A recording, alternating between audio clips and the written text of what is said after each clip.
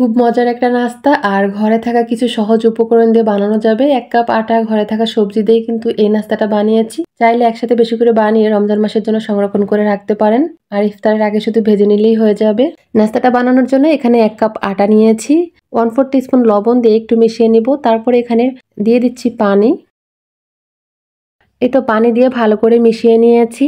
আর মিশিয়ে নেওয়ার পরে মিশ্রণটা এরকমের হয়েছে। কড়াই 2 টেবিল চামচ সয়াবিন তেল দিয়েছি, তার মধ্যে একটা পেঁয়াজ কুচি দিলাম। পেঁয়াজটাকে হালকা ভেজে নিব। এখানে দিয়ে দিলাম 1 চা চামচ আদা রসুন বাটা, 5টা 6টা কাঁচামরিচ কুচি একটু ভেজে নিব।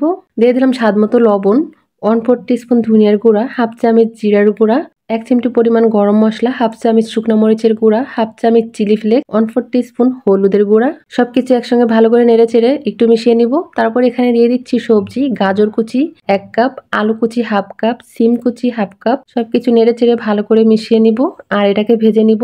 নরমাল সবজি ভাজি যেভাবে করি সেভাবেই কিন্তু ভেজে নিলে হয়ে যাবে। এই যে সবজিটাকে ভেজে নিয়েছি, এখন এটা চুলার উপর থেকে নামিয়ে নিব। এখানে একটা প্যান নিয়েছি আর প্যানে হালকা তেল ব্রাশ করে দিচ্ছি। এখন ওই যে মিশ্রণটা তৈরি করে রেখেছিলাম সেখান থেকে 1 চামচ দিয়ে এইভাবে প্যানটাকে ঘুরিয়ে দিব। কয়েক সেকেন্ড অপেক্ষা করলেই কিন্তু এটা হয়ে যাবে। হয়ে যাওয়ার পর এটা তুলে উল্টে দিব। এখন এটাকে নামিয়ে নিব। আবার একটা সেম ভাবে ভেজে নিব।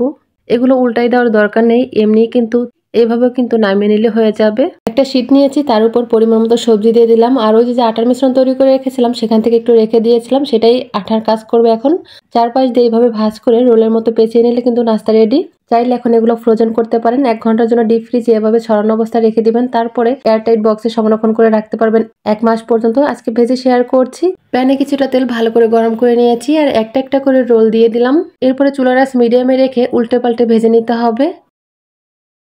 পছন্দ মতো কালার চলে আসলে এগুলোকে নামিয়ে নিতে হবে। এই তো নামিয়ে নিয়েছি, বাকিগুলো সেম ভাবে ভেজে নিয়েছি।